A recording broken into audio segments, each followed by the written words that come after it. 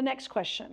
I've had discussions with clients about how they promote talented emerging leaders into management, but these people are struggling.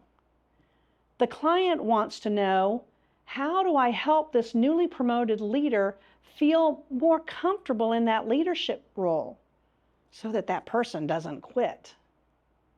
You know what? That's a great question, because losing these employees and members can cost you a lot of time and a lot of money.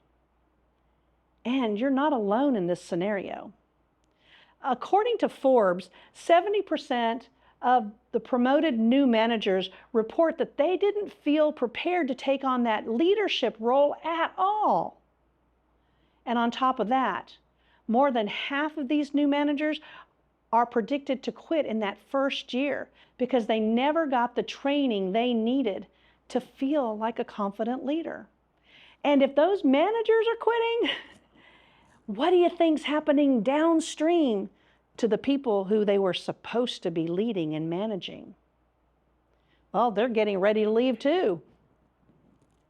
Again, Forbes reports if employers do not provide the training and development opportunities that leaders and employees need, about 41 of them are going to leave their job this year.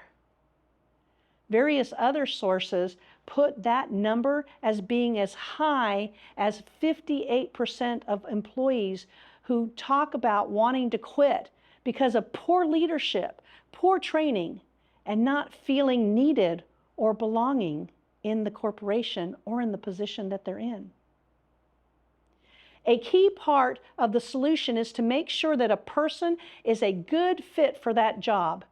Using personality and motivation assessments are great tools for increasing employees and member retention, as well as increasing productivity across the board. So let's do a 5,000-foot flyover to look at a few examples. A job that requires managing a lot of information to be collected and disseminated, for example, these assessments will indicate people who are motivated by knowing every detail behind a decision that's being made, while others are motivated more by the bottom line and a call to action. So how does this job position need to take in and use the information? Another example of how different motivators are found is seen in those who are rule followers and those who are more creative.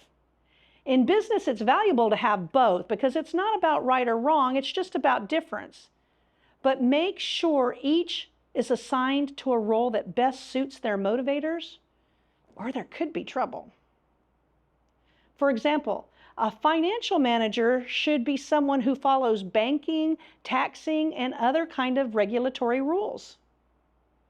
Do you really want someone who's a strong creator in the role of keeping your books?